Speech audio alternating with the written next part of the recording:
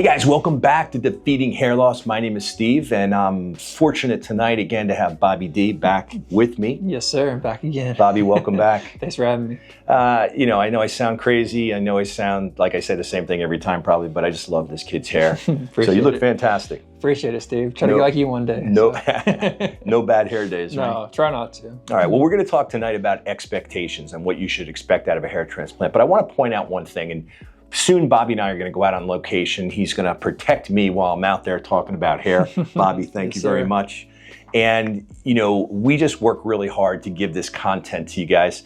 This shirt, although you cannot read it, I don't really get the vibe with that or get the idea, but it says no days off. So it actually was a gift from one of our patients that works out. He's a big bodybuilder in a Miami gym.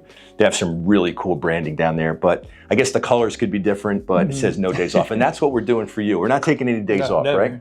Right? Okay, so let's talk about those expectations. So what do I mean? I mean, we talk about it all the time and what you should expect out of a hair transplant. And I know what I shouldn't expect. And again, my model sitting next to me, who is one of the nicest and best looking and best hair guys out there that I've seen, I should look at Bobby if his pictures, his before and afters, his videos are on Dr. McGrath's website where he had his procedure. I should not expect to look like him. Now, besides the fact that I'm not 6'2", besides the fact that I don't have his guns, right? I don't know, you're a little bigger than me. I only wish I could look like Bobby, and of course his hair.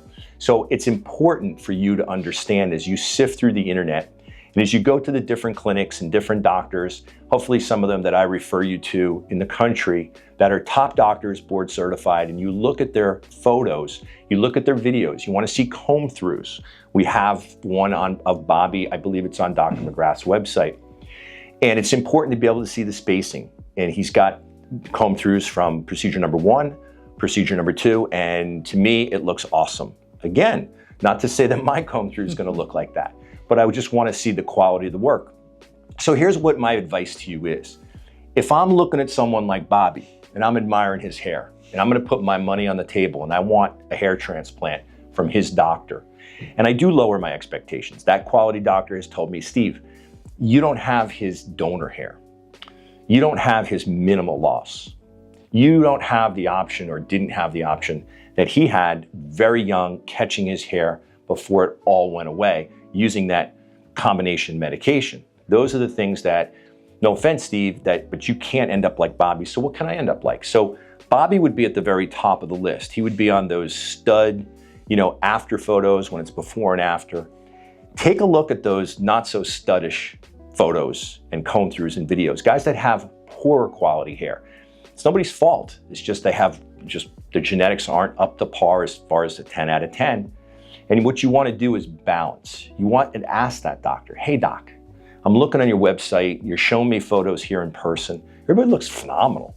But, I'm watching Steve's videos along with Bobby, and I learned that maybe I don't have the hair type or I don't have that donor hair that those people that you're showing me have.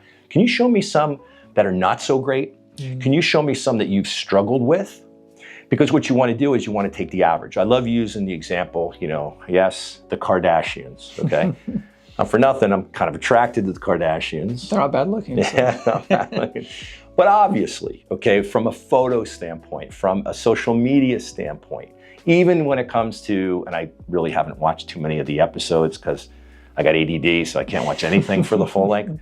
But they pick and choose how they want to look. They pick and choose the very best photos, obviously. And why not? I would do the same thing if I was Kim Kardashian. What you're not seeing is you're not seeing the ones that they don't like. You're not seeing the ones that they feel they look a little chunky. You're not seeing the ones where they don't like, that side of their face or what they look like when they walk away with a certain outfit on.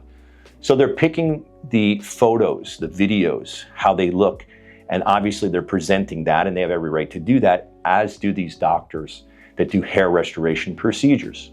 But my coaching to you is to make sure that you keep those expectations kind of in the middle. I'd always plan for 2 procedures. Again, my model. Did he need a second procedure? We go back and forth about this all the time. Yeah, nope. And I I wanted to. I was nervous because I like him so much that I was afraid he was going to be unhappy because he looked so good after the first procedure. And he will tell you, I was wrong, right?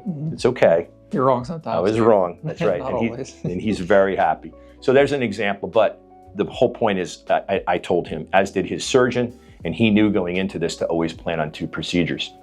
So the final thing for kind of how we become happy, how we get so inundated with all this stuff online and all these YouTube videos and all these different brands out there and these doctors and their before and after photos. And around the world now, you got social media throwing these TikTok videos of guys walking around a pool in Miami with their hair looks amazing. You have to kind of, like anything in life, you can't get too excited about the very best of the best. And you can't get too burnt out or too upset or even give up. I didn't, and I'm really challenging. I mean, from a genetic standpoint and from a medication standpoint, from a donor hair standpoint, I'm about as bad as it gets. So I always say to people that I talk to, if I made it, you can make it. We just have to make the right decisions and make sure you go back to those photos. So once you've made that decision and you're like, wait a second, I don't look like Bobby D.